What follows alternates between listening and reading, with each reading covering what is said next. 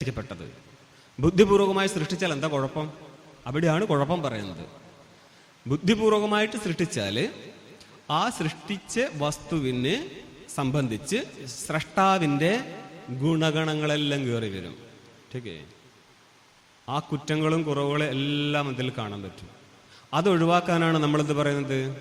വേദം ഈശ്വരനാൽ സൃഷ്ടിക്കപ്പെട്ടതല്ല, പിന്നെ ഇത് അനാദിയാണ്, പക്ഷേ പ്രയോജകകർത്താവായിട്ടിരിക്കും.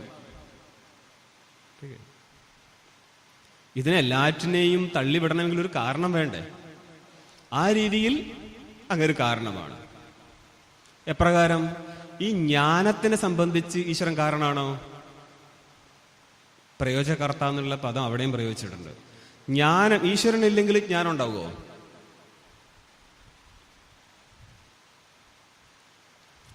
തൈത്തരീയ ഭാഷ്യത്തിൽ പങ്ക്തിയുണ്ട്. ഇന്നത് ഈശ്വര അനുഗ്രഹാദേവ ജ്ഞാനോത്പത്തിർ സംഭവതി. പിന്നെ ശ്രവണമരണ നിധിധ്യാസനാദിഭിഹി ബ്രഹ്മചര്യാദീനാഞ്ച അന്തരംഗഹേതുത്വാ. അവിടെ പറഞ്ഞെന്താ? ഈശ്വരൻ അനുഗ്രഹിച്ചാലേ ജ്ഞാനം ഉണ്ടാവും എന്നൊന്നുമില്ല. പിന്നെ അന്തരംഗ സാധനങ്ങളായിരിക്കുന്ന ശ്രവണമരണ നിധിധ്യാസനങ്ങളും ബ്രഹ്മചര്യാദികളും കൊണ്ട് ജ്ഞാനോത്പത്തി സംഭവിക്കും. പക്ഷേ ബ്രഹ്മസൂത്രത്തിലൊരു സൂത്രമുണ്ട്, പരാശസ്തശ്രുതേഹേ, പരലിൽ നിന്ന് ഉണ്ടാവത്തുള്ളൂ ജ്ഞാനം. അതെങ്ങനെ പറ്റും? അങ്ങേർക്ക് എന്തെങ്കിലും നിയന്ത്രണമുണ്ടോ? ചിലർക്ക് പാടുള്ളൂ, ചിലർക്ക് കൊടുക്കത്തുള്ളൂ. അതില്ല. ഭാഷ്യത്തിൽ പറയുന്നുണ്ട് പ്രയോജകർത്താവാണ് എന്ന് പറഞ്ഞാൽ എല്ലാ കാര്യത്തിൻ്റെയും ഒരു കാരണം വേണ്ടേ? അതിനു വേണ്ടി മാനിച്ചു വെച്ചു. അപ്പൊ ജ്ഞാനം കിട്ടുമ്പോഴും അതിനും കാരണം, ജ്ഞാനം കിട്ടിയില്ല അതിനും കാരണം. ആ രീതിയിൽ മാത്രം. അല്ലാതെ ഒരു ബയാസ്ഡ് പേഴ്സണാലിറ്റി അല്ലത്. എല്ലാറ്റിനും നോക്കിക്കാണും, സാക്ഷിയാണ്. നിങ്ങൾ ചെയ്യുന്നത്, നമ്മൾ ചെയ്യുന്നത് നമുക്ക് അനുഭവിക്കാം. അതിനു വേണ്ടിയിട്ടൊരു ചേതനനെ നിർത്തിയെന്ന് മാത്രം. അപ്പോൾ അങ്ങനെ ഇരിക്കുന്ന ഒരു ചേതനന്റെ ശുദ്ധ സ്വരൂപത്തെ നമ്മൾക്ക് ഏതിലൂടെ മനസ്സിലാക്കണം? വാക്യത്തിലൂടെ, അല്ലേ?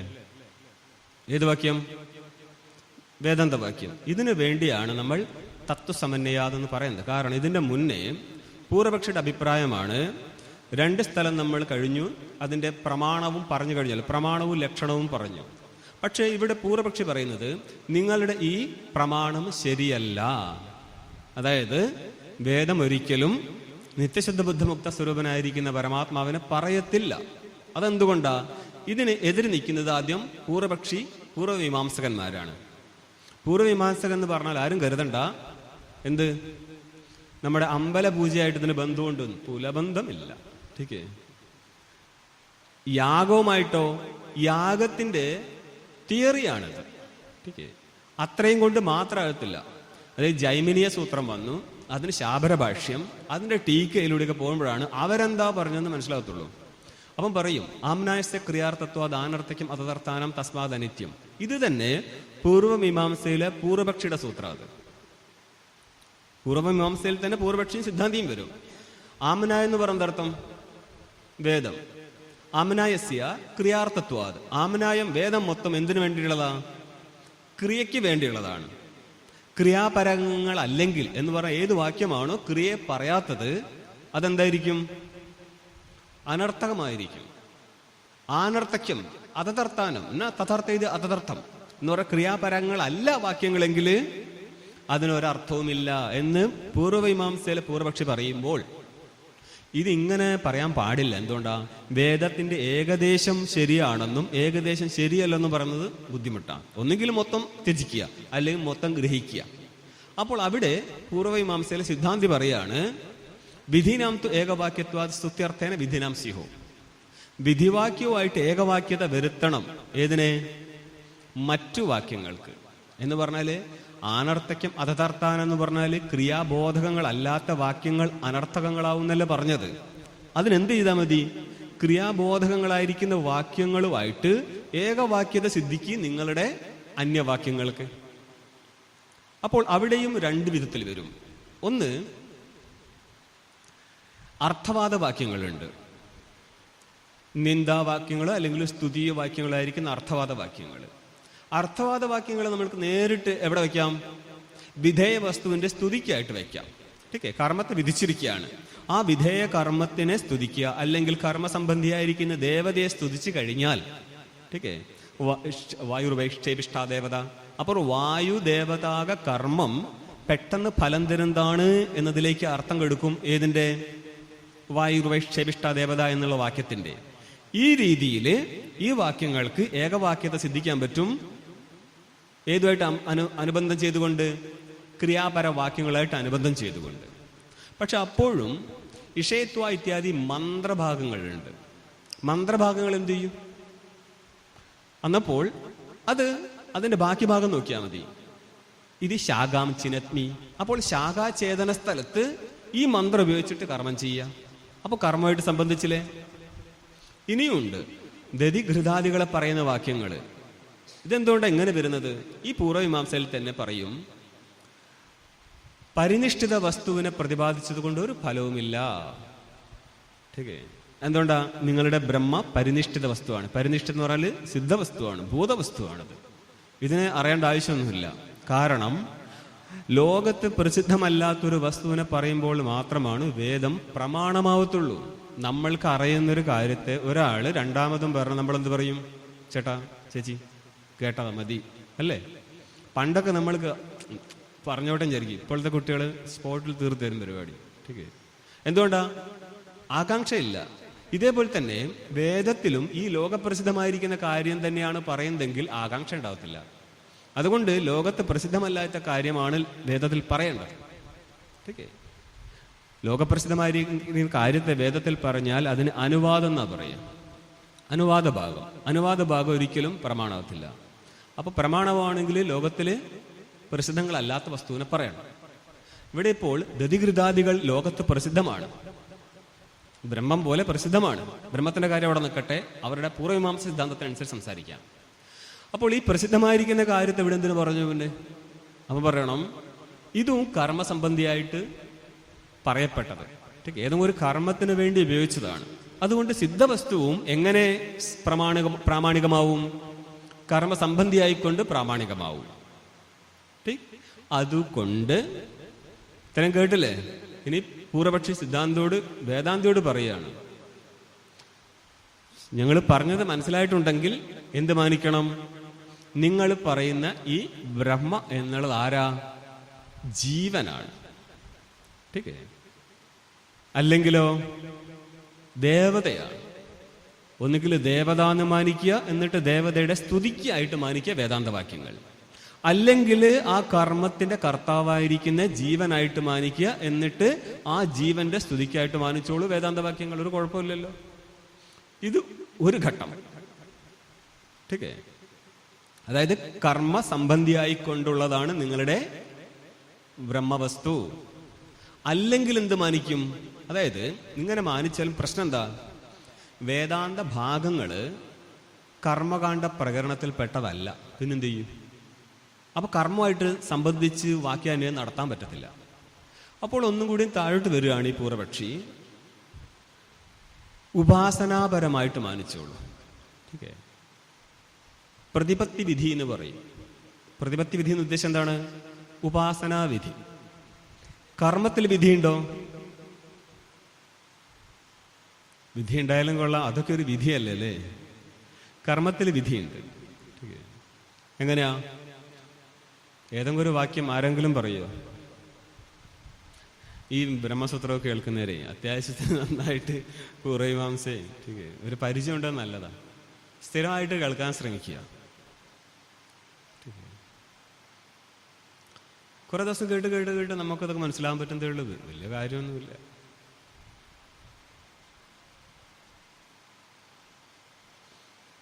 ദർശപൂർണമാസാഭ്യം യജേത സ്വർഗകാമഹ. ഏതെങ്കിലും വാക്യം എടുത്തു. കാര്യരേജേത വൃഷ്ണികാമഹ, സംഗ്രഹണ യജേത ഗ്രാമകാമഹ. ठीक है. അപ്പം ഏതെങ്കിലും ഒരു കാമനെ ഉദ്ദേശിച്ചിട്ട് ഒരു കർമ്മത്തെ വിധാനം ചെയ്യാൻ പോവുകയാണ്. അപ്പൊ അവിടെ വിധിയുണ്ട്. കർമ്മത്തെ വിധിച്ചു കഴിഞ്ഞാൽ അതിൽ കാമനയുള്ള, അതിന്റെ ഫലത്തിൽ കാമനയുള്ള വ്യക്തി ആ കർമ്മം ചെയ്യും, അല്ലേ? അതേപോലെ ഇവിടെ ഒരു ഫലം മാനിക്കുക എന്ന് പറയുക, കർമ്മകാണ്ഡത്തിൽ ഫലം കാണിച്ചിട്ടാണല്ലോ കർമ്മത്തെ വിധിക്കുന്നത്. അതേപോലെ ഉപാസനയെ വിധിക്കണമെങ്കിൽ എന്ത് വേണം? ഒരു ഫലം വേണം. അപ്പം മോക്ഷകാമോ ബ്രഹ്മ ഉപാസീത. കാരണം നിങ്ങൾക്ക് ആത്മേത്യൈവ ഉപാസീത ഇത്യാദി വാക്യങ്ങളില്ലേ? ബൃഹദാരണ്യത്തിലെ വാക്യമാണ് ആത്മേത്യൈവ ഉപാസീത. ടീക്കേ. ദ്രഷ്ടവ്യ ശ്രോതവ്യ മന്തവ്യോ നിധിധ്യാസിതവ്യ വാക്യമില്ലേ? ഈ വാക്യങ്ങൾക്കൊക്കെ എന്താ അർത്ഥം? ഉപാസന. ഇന്ന് വേദാന്തം എന്ന് പറഞ്ഞ് പഠിപ്പിക്കുന്ന എന്താ സാധനം? ഉപാസന അല്ലേ?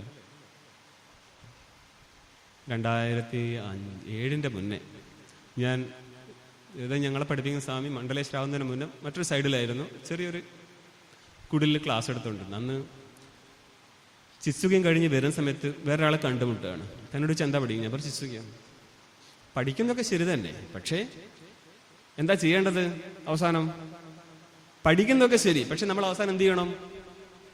ഉപാസന ചെയ്യണം. ഇത് കേട്ടാൽ വഴി മാറി നടന്നോളുക. കാരണം കക്ഷിക്ക് തലയിൽ ഇതുവരെ ഓടിയിട്ടില്ല എന്താ സാധനം എന്നുള്ളത്. സിമ്പിൾ, ഇത്രയേ ഉള്ളൂ. അപ്പം നിങ്ങൾ ആലോചിക്കും എന്തുകൊണ്ട് ഉപാസനയെ? വേദാന്തത്തിൽ ഉപാസന ചെയ്യാൻ വേണ്ടി പറഞ്ഞതല്ലത്. ഉപാസനാ ഭാഗം കഴിഞ്ഞാൽ എന്ത് തുടങ്ങും? ജ്ഞാനകാന്ഡം തുടങ്ങും. അപ്പൊ ഒരു കാര്യം പറയും. ബ്രഹ്മ ഹിരണ്യഗർഭൻ മുതൽ പുൽക്കൊടി വരെയുള്ള സ്ഥലത്ത് എന്ന് പറയാൻ ആ ജന്മങ്ങളിൽ ആർക്കാണോ വൈരാഗ്യം ഉള്ളത് അവന് വേണ്ടിയിട്ട് ശുദ്ധബ്രഹ്മവിഷയക പ്രതിപാദനം തുടങ്ങാൻ പോവുകയാണ്. ചില സമയത്ത് പറയും ഉപാസന തുടങ്ങിയാൽ മന്ദബുദ്ധി പ്രസംഗം തുടങ്ങാൻ പോകാന്ന് പറയും. ഭാഷകാരൻ എഴുതിയിട്ടുണ്ട്. മധുസൂദന സരസ്വതിയുടെ ഒരു വാക്യമുണ്ട്, ഉപാസകനാണെങ്കിൽ അവന് ബ്രഹ്മബുദ്ധി പറഞ്ഞു കൊടുക്കണ്ടാവുന്നു. സംക്ഷേപ ശാരീരത്തിന് ടീക്കയിലുള്ള ഭാഗമാണ്. കണ്ടിട്ട് ആശ്ചര്യവും നമ്മൾ തിരഞ്ഞ പങ്ക്തിയാണല്ലോ കിട്ടിയതെന്ന്. കാരണം ഈ ഫീൽഡിൽ സന്യാസം എടുത്താലും പിന്നെയും മണിയും കിണിയായിട്ട് നടക്കുന്ന ആൾക്കാർ ഇഷ്ടം പോലെ കാണും. ഇനി ജനിക്കാൻ പോകുന്ന ദേവതകളെ ഫോട്ടോ വെച്ചിട്ട് ആരാധിക്കുന്ന വ്യക്തിക്ക് എങ്ങനെയാണ് കേവലനായിരിക്കുന്ന ബ്രഹ്മത്തെക്കുറിച്ച് ചിന്തിക്കാൻ പറ്റുക? അപ്പം നിങ്ങൾ ചോദിക്കും, എന്താ ഉപാസന വേണ്ടേ? വേണം. എന്തുകൊണ്ടാ? തസ്മാത് മുമുക്ഷു ദേവത ആരാധനാ പരോ ഭവേ എന്ന് ഭാഷകാരൻ എഴുതി വെച്ചിട്ടുണ്ട്. അതെന്തുകൊണ്ടാ? നത്തേ തദിച്ഛന്തി മനുഷ്യാണ് ഉപരിവർത്തനം. അതുപോട്ടെ, വേറെ എന്താ? ഏതേത് മനുഷ്യ വിദ്യുഹു, മനുഷ്യര് ആ ബ്രഹ്മവസ്തുവിനെ അറിയുക എന്നുള്ളത് ദേവതകൾക്ക് ഇഷ്ടമേ അല്ല. എന്തുകൊണ്ടാ?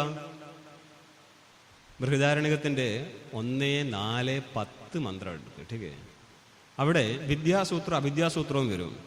ഇതിന്റെ നിരൂപണം നടത്തുന്നവരും പറയും, യഥാ പശുരേവ ഗുംസ ദേവാനാം. ഒരാൾക്ക് ഒരു 10 പശുവുണ്ട്. അത് വെച്ചിട്ടാണ് ജീവിച്ചു പോകുന്നത്. അതിൽ ഒരു പശു നഷ്ടപ്പെട്ടാൽ വലിയ ബുദ്ധിമുട്ടാണ് അല്ലേ? ജീവിതമാണ്. ഈ ദേവതകൾക്ക് ഇത്രയും കഴിവുണ്ടായിട്ടും ഓരോരോ ദേവതയ്ക്കും, അതായത് ഇപ്പോൾ ജീവന്മാര് തന്നെയാണല്ലോ ദേവതകള്.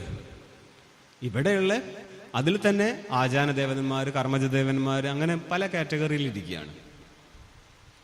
സൃഷ്ടിയുടെ തുടക്കത്തിലുള്ള ദേവതകളുണ്ട്, പിന്നെ ആവുന്ന ആൾക്കാരുണ്ട്. അവർ തമ്മിൽ ശണ്ട കൂടും, നീ വലുത് ഞാൻ ചെറുതും ഒക്കെ നിൽക്കുന്നുണ്ട്. അപ്പോൾ ഇത്രയും കഴിവുണ്ടായിട്ടും സ്വന്തം നിലയ്ക്ക് ഭക്ഷണം പാചകം ചെയ്ത് കഴിക്കാനുള്ള ഒരു കഴിവില്ല.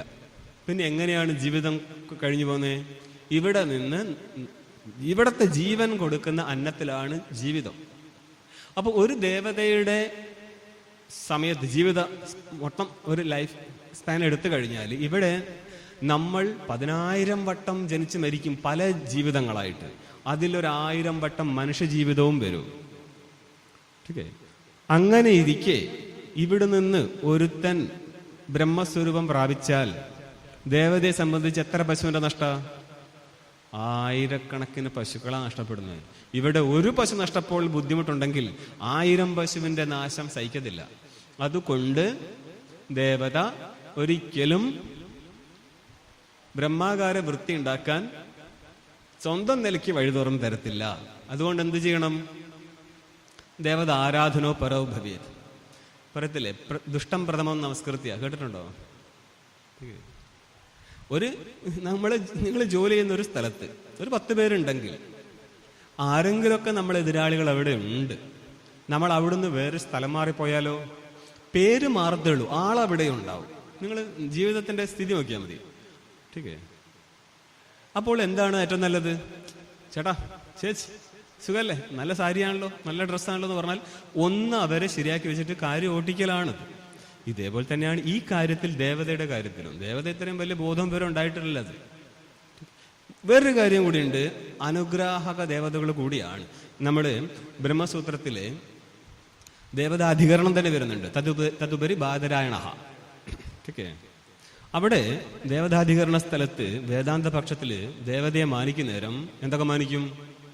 വിഗ്രഹോ ഹവിഷാം ഭോഗ ഐശ്വര്യം ച പ്രസന്നത ഫലദാതൃത്വം ഇത്യേത് പഞ്ചകം വിഗ്രഹാധികം. ഓക്കെ, വിഗ്രഹം എന്ന് പറയുന്ന അർത്ഥം ശരീരം.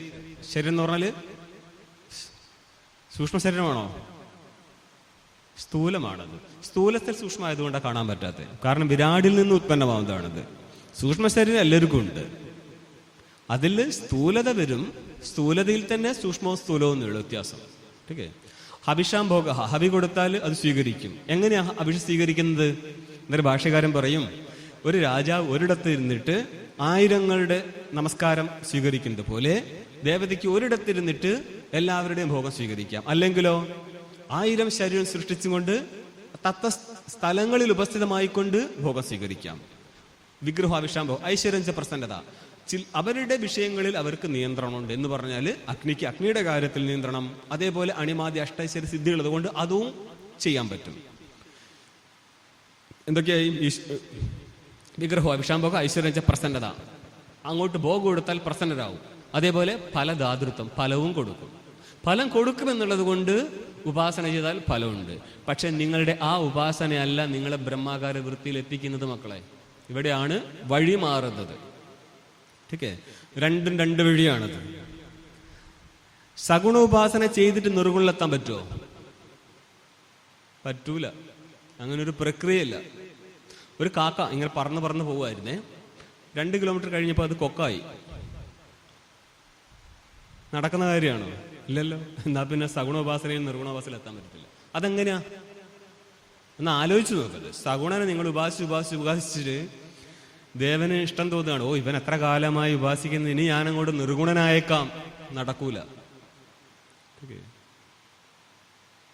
സഗുണം നിർഗുണത്താൽ. ഇനി നിർഗുണോപാസനയാണോ പരബ്രഹ്മം എന്ന് പറയാ? പരബ്രഹ്മജ്ഞാനവും നിർഗുണ ഉപാസന സമാനമാണോ? അതുമല്ല. ഈ ബൃഹത് തൈത്തരീയ വാർത്തികത്ത് പറയുന്നുണ്ട്, ഉപാസന ചെയ്തിട്ട് മടുത്ത് കഴിഞ്ഞാൽ തിരിച്ചു പോകുന്നുള്ളൂ. എന്തുകൊണ്ടാ? രണ്ട് വഴിയാത്. നമ്മുടെ സോക്കോൾഡ് ഗുരുക്കന്മാർക്ക് ഒരു ബോധമില്ലായിരുന്നു ഇതിനെ ഒന്നിച്ച് വെച്ചാൽ കൊണ്ടുപോകാൻ ശ്രമിച്ചത്. പലരും സംസാരിക്കുമ്പോൾ കൂട്ടിക്കുടയ്ക്കാറുണ്ട് സാധനത്തെ. രണ്ടും 2 വഴിയാണ്. ദേവത ഇല്ലെങ്കിൽ ബുദ്ധിമുട്ടുണ്ട്. അതായത് ബ്രഹ്മസൂത്രത്തിൽ ഈ ചർച്ച വരുന്ന സമയത്ത് പറയുന്നത്, ദേവത നിങ്ങൾ പോകുന്ന വഴിയിൽ വടിയെടുത്ത് നിൽക്കൊന്നുമില്ല, ഇനി വേദാന്തം പഠിക്കരുതെന്ന് പറഞ്ഞു നമ്മുടെ ബുദ്ധിയിൽ ഇളക്കി വിടുകയാണത്. ഓക്കെ, ഓ ഇത്രയും കാലം പഠിച്ചിട്ട് ഇവർക്കൊന്നും ജ്ഞാനം ഉണ്ടായിട്ടില്ല, പിന്നെ എനിക്ക് ഇവിടെ നിന്നുണ്ടാവുക ഇത്യാദികളിലൂടെ പിന്നെ ആ വഴിക്ക് പോകത്തില്ല. അതുകൊണ്ട് ഉപാസന വേണ്ടതെന്ന് വെച്ചാൽ വേണം. പക്ഷെ ഈ ബ്രഹ്മാകാര വൃത്തിക്ക് വേണ്ടിയിട്ട് ഉപാസനയാണോ എന്ന് വെച്ച് കഴിഞ്ഞാൽ അല്ല. അതുകൊണ്ട് ഈ സൂത്രത്തില് 2 വർണ്ണങ്ങൾ ഓടുന്നുണ്ട്. ഒന്ന്, ഈ ബ്രഹ്മവസ്തു ജീവനാണോ ദേവതയാണോ അഥവാ ബ്രഹ്മസ്വരൂപമാണോ? ആദ്യത്തെ 2 പക്ഷം ആരുടേതാ? പൂർവപക്ഷിയുടേതാണ്. ഓക്കെ, അത് നമ്മൾ പറഞ്ഞു കഴിഞ്ഞല്ലോ. 2ാം വർണ്ണകത്തിലാണ് വരുന്നത്, മാനിച്ചോ ബ്രഹ്മവിഷയകമായിട്ട് ശബ്ദം ഉണ്ടെന്ന്. പക്ഷെ അപ്പോൾ പോലും അത് എന്തിനെ പറയുന്നതാണ്? ഉപാസനയെ പറയുന്നത്. ഓക്കെ, പക്ഷേ ഉപാസനയെ നമ്മൾ നോക്കിക്കാണുകയാണെങ്കിൽ മുഖ്യമായിട്ട് 2 ആക്കാം. പ്രതീകോപാസന, സമ്പദുപാസന. അല്ലേ? സമ്പദുപാസന എന്ന് പറയുന്ന അർത്ഥം അല്പാലംബന തിരസ്കാരേണ വസ്തു അഭേദ ധ്യാനം സമ്പത്ത്. ഓക്കെ, അവിടെ ദൃഷ്ടാന്തം പറയും, മനസ്സിനെ വിശ്വദേവനായിട്ട് ഉപാസിക്കുക. അപ്പോൾ അഭേദമാണ് മനസ്സും വിശ്വദേവൻ. കാരണം മനസ്സിന് അനേക വൃത്തികളിരിക്കുകയാണ്, വിശ്വദേവന്മാർ അനേകമാണ്. ആയതിനാല് ഏകമാണെന്ന് ധ്യാനിക്കുക. ഇത് ധ്യാനസ്ഥലാണ്. ഓക്കെ, ധ്യാനവും നിധിധ്യാസനവും തമ്മിൽ വ്യത്യാസം എന്താ? ചിലര് ധ്യാനിച്ചാൽ നിധിധ്യാസനത്തിലെത്തും, ചിലർ ധ്യാനിച്ചാൽ ധ്യാനമായി പോകുമെന്ന് പറയാൻ പറ്റുമോ? ചിലരത് ശരിയാവും, ചിലരത് ശരിയാവില്ല എന്ന് പറയാം. ശ്രവണവും മനനവും ചെയ്തവന്റെ ധ്യാനമാണ് നിധിധ്യാസനം. അപ്പൊ ശ്രവണം എന്ന് പറയുന്ന അർത്ഥം ഇതാണ് നമ്മൾ തത്വസമന്വയത്തിലൂടെ പറയുന്നത്. എന്ന് പറഞ്ഞാൽ സകല വേദാന്ത വാക്യങ്ങളുടെയും അർത്ഥനിശ്ചയം നടത്തുകയാണ്. എവിടെ? കേവല ബ്രഹ്മത്തിൽ. അതിനെന്ത് വേണം? ഉപക്രമ ഉപസംഹാരാദി ലിംഗങ്ങൾ വേണം. അത് വെച്ചിട്ട് അർത്ഥനിശ്ചയം നടത്തുകയാണത്. ഓക്കെ. അന്നപ്പോഴാണ് പൂർവപക്ഷി പറയുന്നത് ഇത് ഉപാസന പരമാവാം. അപ്പോൾ ഉപാസനയിൽ തന്നെ ഇത് എന്തല്ല? പ്രതീക ഉപാസന സ്ഥലമല്ല. പ്രതീക ഉപാസനയ്ക്ക് ദൃഷ്ടാന്തം എന്തായിരിക്കും? മനോബ്രഹ്മത്യുപാസിത. ഓക്കെ. അല്ലെങ്കിലോ ആകാശബ്രഹ്മത്യുപാസിത. ഇത് ഭാഷ്യകാരൻ കൊടുത്തത്. അല്ലെങ്കിൽ ഏതെടുക്കാം? ശാലഗ്രാമത്തിലെ വിഷ്ണുബുദ്ധി. മറ്റു സ്ഥലത്ത് ഇങ്ങനെയും വന്നിട്ടുണ്ട്. ശാലഗ്രാമം കണ്ടിട്ടില്ലേ? അവിടെ വിഷ്ണുബുദ്ധി നടത്തുന്ന സമയത്ത് ആ ശാലഗ്രാമത്തെ ആരെങ്കിലും വിഷ്ണുവായിട്ട് കണക്കാക്കുന്നുണ്ടോ? ഇല്ല. അവിടെ ഭേദം മനസ്സിലാവുന്നുണ്ട്. അതുകൊണ്ട് പ്രതീകോപാസനയാണ്. ഓക്കെ. അപ്പൊ നമ്മുടെ അമ്പലങ്ങളിൽ ഉപയോഗിച്ച എന്താണ്? പ്രതീകോപാസനയാണ്. ഇത് വിഗ്രഹമാണ്. ആ പ്രതീകോപാസന സ്ഥലത്ത് പ്രാണപ്രതിഷ്ഠയുടെ ആവശ്യമുണ്ടായിരുന്നോ? ഇല്ല, ഒരാവശ്യം. കാരണം അതിനെ ഒരു ആലംബനമാക്കി ഒന്നിനെ എടുത്തിട്ട് നിങ്ങൾ ഉപാസിക്കുകയാണ്. അവിടെ ആവശ്യമില്ല. ഇവിടെ ഒക്കെ വേറെ വഴിക്ക് ചർച്ച ചെയ്യുന്നില്ല. ടീക്കേ. അപ്പോൾ സമ്പദുപാസനയും നമുക്ക് രണ്ടാക്കാം. താതാത്മ്യമാണ് സമ്പത്ത് സ്ഥലത്ത് വരുന്നത്. അത് അഹവുമായിട്ട് താതാത്മ്യം വരുന്ന സ്ഥലമുണ്ട്, അല്ലാതെയുണ്ട്. ഇപ്പോൾ മനസ്സിൽ വിശുദ്ധ ബുദ്ധി ജ്ഞാനുമായിട്ട് താതാത്മ്യമില്ല. പക്ഷേ ആദിത്യനിലെ പുരുഷനും ചാക്ഷുഷ പുരുഷനും തമ്മിൽ താതാത്മ്യം ചെയ്യുന്ന സമയത്ത് ജ്ഞാനുമായിട്ട് എനിക്ക് അതുമായിട്ട് താതാത്മ്യം വേണം ഉപാസന സ്ഥലത്ത്. അതായത് കാര്യം ബാദരസ്യ ഗത്യപത്തേഹ എന്നുള്ള സൂത്രത്തിൽ പറയുന്നത് പ്രതീകോപാസകന്മാർ ഒഴിച്ചിട്ട് മാത്രമേ ഹിരണ്യഗർഭലോകത്തിലൂടെ പോകാൻ പറ്റത്തുള്ളൂ. ആ പ്രതീകോപാസന്മാർക്ക് അതുവഴി യാത്രയില്ല. ഓക്കെ. പ്രതീകോപാസകന്മാരും കൊണ്ടു അത് ഹിരണ്യഗർഭ ലോകത്തിലേക്കുള്ള പ്രശ്നമാണ്. ഹിരണ്യഗർഭ ലോകത്തിലേക്ക് യാത്രയില്ല. ഹിരണ്യഗർഭ ഉപാസന അല്ലാത്ത ഉപാസനയില്ലേ? ഉണ്ട്. അപ്പൊ അവരോടം വരെ പോകും. അതൊരു വിദ്യുത് ലോകം വരെ പോകുമെന്ന് പറയും. അത് ബ്രഹ്മസൂത്രത്തിലെ വ്യാഖ്യാനാണിത്. അപ്പോൾ ഈ ഗമനത്തിന് വേണ്ടിയിട്ട് ഉപാസന നടത്താം, ഒരു സ്ഥലത്ത് എത്തിച്ചേരും. ഇവിടെ തന്നെ നമ്മൾ എന്താ പറഞ്ഞത്? അഹങ്കാര ഉപാസന എടുത്ത് കാണിച്ചു സമ്പദുപാസന സ്ഥലത്ത്. ഇതേപോലെ പ്രതീക ഉപാസനയും പറയും. ചില ഉപാസന കർമ്മ അവബദ്ധ ഉപാസന എന്ന് പറയും. കർമ്മസംബന്ധി ഉപാസനയുണ്ട്. ചാന്തോക്യത്തിലെ തുടക്കത്തിൽ കാണുന്ന ഉപാസനകൾ കർമ്മ അവബദ്ധമായിട്ട്. കർമ്മ അവബദ്ധ ഉപാസന എന്തിനു വേണ്ടിയാ? കർമ്മത്തിന്റെ യാതൊരു ഫലമുണ്ടോ അതിന്റെ ഉത്കർഷതയ്ക്ക് വേണ്ടിയാണ്. അപ്പോൾ ഈ ഉപാസനയ്ക്ക് തന്നെ 3 വിധ ഫലമാണ് ഉള്ളത്. ചിലത് ഉത്കർഷമായിരിക്കും ഫലം. ഉദാഹരണത്തിന് പഞ്ചാഗ്നി വിദ്യ. എവിടം വരെ പോകും പഞ്ചാഗ്നി വിദ്യ ചെയ്തവൻ? ഹിരണ്യഗർഭലോകം വരെ പോകും. പഞ്ചാഗ്നി വിദ്യയുടെ ആദ്യത്തെ അഗ്നി ദ്വിലോകം സ്വർഗമാണ്. പക്ഷെ ഇത് ചെയ്താൽ പോകുന്നവൻ സ്വർഗത്തിലല്ല, ഹിരണ്യഗർഭലോകത്താ. അങ്ങനത്തെ ഒരു വ്യത്യാസം ഉണ്ട് അവിടെ. ഇനി ചാക്ഷുഷ പുരുഷനെയും ആദിത്യ പുരുഷനെയും ഒന്നിച്ചു കണ്ട് ഉപാസന നടത്തിയാലോ? അവനും ഹിരണ്യഗർഭലോകത്താ പോകുന്നത്. പക്ഷെ അത് ക്രമമുക്തിക്ക് കാരണമാണ്. പഞ്ചാഗ്നി വിദ്യാവാൻ തിരിച്ചിങ്ങ് പോരും. അതുകൊണ്ടാണ് നമ്മൾ അഭ്യുദയ കാരണം എന്ന് പറയുന്നത്. ടീക്കേ. അഹങ്കാര ഉപാസനയെ ക്രമമുക്തിക്ക് കാരണമാണ്. അതുകൊണ്ടാണ് ഉപാസനയെ വേദാന്ത ഭാഗത്തിൽ വെച്ചത്. ക്രമമുക്തിക്ക് കാരണമാണ്. പക്ഷേ അങ്ങനെ ഒരു ക്രമമുക്തിക്ക് വേണ്ടിയാണോ വേദാന്തം രചിക്കപ്പെട്ടത്? ഒരിക്കലും അല്ല. ടീക്കേ. അതുകൊണ്ടാണ് പറയുന്നത് ഹിരണ്യഗർഭ ലോകം വരെ ആർക്കാണോ വൈരാഗ്യമുള്ളത് അവന് വേണ്ടിയാണ് ഈ ഗ്രന്ഥഭാഗം എന്ന് പറയാൻ കാരണം. അങ്ങോട്ട് തിരിഞ്ഞു നോക്കരുത് എന്നുള്ളതുകൊണ്ടാണ്. ഇന്ന് ഈ ലോകത്ത് പ്രസിദ്ധമായിരിക്കുന്ന ഉപാസന വൈദിക ഉപാസനയാണോ? ആരെങ്കിലും ഹിരണ്യഗർഭ ഉപാസന ചെയ്യുന്നുണ്ടോ? ടീക്കേ. വൈദികമായിട്ട് ശാസ്ത്രത്തിൽ പറഞ്ഞിരിക്കുന്ന ഉപാസന എങ്ങനെ കാണാം? സത്യകാമത്വാദി ഗുണവിശിഷ്ട ബ്രഹ്മത്തിന്റെ ഉപാസന. അത് സഗുണ ബ്രഹ്മ ഉപാസന അല്ലേ? ഒന്ന് സഗുണം, പിന്നെ അത് സഗുണ നിരാകാരം. അവിടെ ആകാരമില്ല. പിന്നെ നമുക്ക് സഗുണ സാകാരവും കാണാം. ടീക്കേ. സഗുണ സാകാരം ഏതെടുത്ത് കാണിക്കും?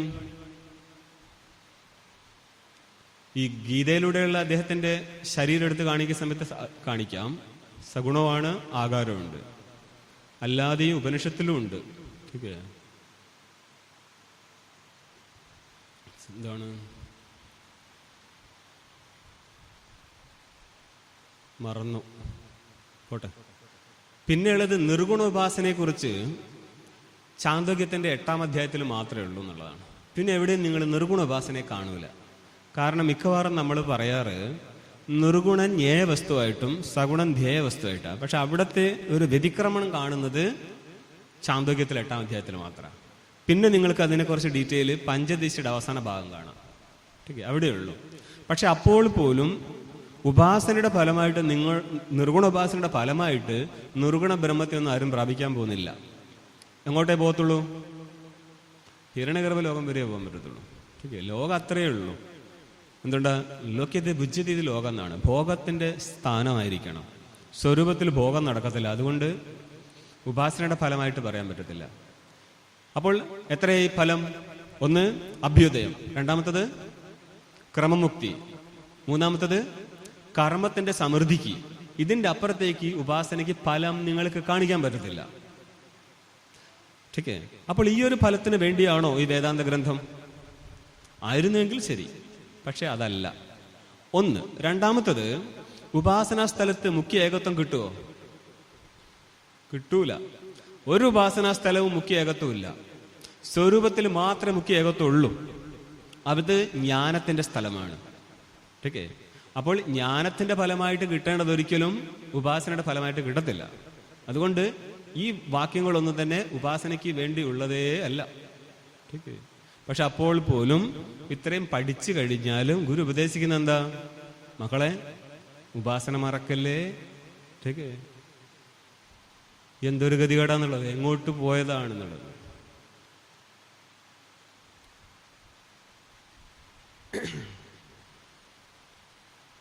അതുകൊണ്ട് തന്നെ ഈ വേദാന്തത്തിന്റെ നമ്മൾ ഇന്നലത്തെ മിഞ്ഞാന്ത ചർച്ചയിലെ ഇത് മിഥ്യാത്വ ബോധസ്ഥലത്ത് ഞങ്ങളുടെ ആശ്രമത്തിലൊരു കേശവാഞ്ചി ഉണ്ടായിരുന്നു. കേശവാഞ്ചി പറയും, ഈ ജഗത്ത് അങ്ങനെ മിഥ്യൊന്നല്ല. ആയിക്കോട്ടെ. ഒരു ശ്ലോകമുണ്ട്, തത്വമസ്യാദി വാക്യോത്ഥ സമ്യക് ധി ജന്മ മാത്രതഃ അവിദ്യാ സഹകാര്യാണ് നാസ്തിദസ്തി ഭവിഷ്യതി എന്ന് പറയും. തത്വമസ്യാദി ഐക്യബോധക വാക്യത്തിൽ നിന്ന് ഏതിന്റെ ജ്ഞാനം ഉണ്ടാവും? ഐക്യജ്ഞാനം ഉണ്ടാവും. അത് ജനിക്കുന്ന അതേ സമയം തന്നെ എന്ത് നഷ്ടപ്പെട്ടു പോവും? അവിദ്യ സഹകാര്യാണ്. കാര്യത്തോടു കൂടിയുള്ള അവിദ്യ നഷ്ടപ്പെടും. അവിദ്യ സഹകാര്യാണ്. പിന്നെന്താ പറയുന്നത്? ന ആസീത്, ഒരിക്കലും ഇല്ലായിരുന്നു മുമ്പ്. ന അസ്തി, ഇപ്പോഴില്ല. ന ഭവിഷ്യതി, ഇനി ഒരിക്കലും വരത്തില്ല. അപ്പോൾ ഏത് കാലത്ത് അവിദ്യ ഉണ്ടായിരുന്നേ? ഇത്രയും കേട്ടില്ലേ? ഇനി ഏത് കാലത്ത് അവിദ്യ ഉണ്ടായിരുന്നേ? അങ്ങനെയുള്ള അവിദ്യയിൽ നിന്ന് ഒരു ജഗത്ത് ജനിച്ചാൽ അത് ഏത് കാലത്തിരിക്കും? ഇങ്ങനെ പറയുമ്പോൾ വേദാന്തം മനസ്സിലാക്കണമെങ്കിൽ ആ ലെവലിൽ ആളെത്തണം. ठीक है. അല്ലാതെ നമുക്ക് വേറൊരു വേദാന്തം മനസ്സിലാക്കാമെന്നല്ലാതെ ആ വേദാന്തമല്ല ഭാഷ്യകാരൻ ഉദ്ദേശിക്കുന്നത്. ഇത് നിങ്ങളുടെ സ്വരൂപല്ലേ? ഇത് ദേവതയാണോ? അല്ല. ഇതിനെന്താ ചെയ്യേണ്ടത്? അറിവാ വേണ്ടത്. അതിനാണ് എന്ത് വേണ്ടത്? ശ്രവണ മനന നിധിധ്യാസനം ചെയ്യേണ്ടത്. ശ്രവണം എന്ന് പറയുന്ന അർത്ഥം വാക്യങ്ങളുടെ അർത്ഥനിശ്ചയം നടത്തുകയാണ്. ठीक है. വേദാന്ത വാക്യങ്ങൾ വേദാന്താനമാശേഷാണ് മാധ്യമധ്യാവസാനേഷു ബ്രഹ്മാത്മനേവ താത്പര്യം വിധിധി ശ്രവണം ഭവേത് എന്ന് പറയും. സകല വേദാന്ത വാക്യങ്ങളുടെ നിശ്ചയം നടത്താൻ പറ്റണം. ठीक है. അവിടെയാണ്, അതായത് ഈശ്വരാനുഗ്രഹാദേവ പുംസാമദ്വൈതവാസന മഹാഭയകൃതത്രാണ ദ്വിത്രാണം യതി ജായത്തെ. 2-3 പേർക്ക് അധികം ആളെ വെച്ചിട്ടില്ല ഇവിടെ. ബ്രഹ്മവിഷയക ജിജ്ഞാസ വരുന്നുണ്ടെങ്കിൽ അത് ഈശ്വരന്റെ ഒരു കൃപയാണ്. ഈശ്വരൻ വെറുതെ കൃപ കൊടുക്കുന്നതാണോ? അല്ല. ജന്മജന്മാന്തരം ആ ജീവൻ ഉണ്ടാക്കിയെടുത്തിരിക്കുന്നതാണ്. അപ്പൊ ജീവൻ എങ്ങനെ ഉണ്ടാക്കി? ജീവന്റെ പൂർവകാല ശ്രവണം, അവന്റെ ഗുരു ശുശ്രൂഷ, അല്ലേ? ഗുരു ശുശ്രൂഷയാ ലബ്ധ കൃച്ഛാശ്രീതി ഫലം ലഭ്യതെന്ന് കേട്ടിട്ടുണ്ടോ? അതായത് പ്രതിദിനം വേദാന്ത ശ്രവണം നടത്തിയാൽ 80 കൃച്ഛ ചാന്ദ്രായണത്തിന്റെ ഫലം. ഒരു വർഷം എത്ര ചാന്ദ്രായണം ചെയ്യാൻ പറ്റും? 13-14 അല്ലേ? അപ്പൊ 80 ചാന്ദ്രായണത്തിന്റെ ഫലം ഒരു ദിവസം കിട്ടണമെങ്കിൽ അവൻ ആരായിരിക്കും? പൂർവ്വജന്മത്തിൽ നിന്ന് ആലോചിച്ചാൽ മതി. അപ്പോൾ എത്രയോ ജന്മം എടുത്തിട്ടാണ് ഇങ്ങോട്ട് വരുന്നത്.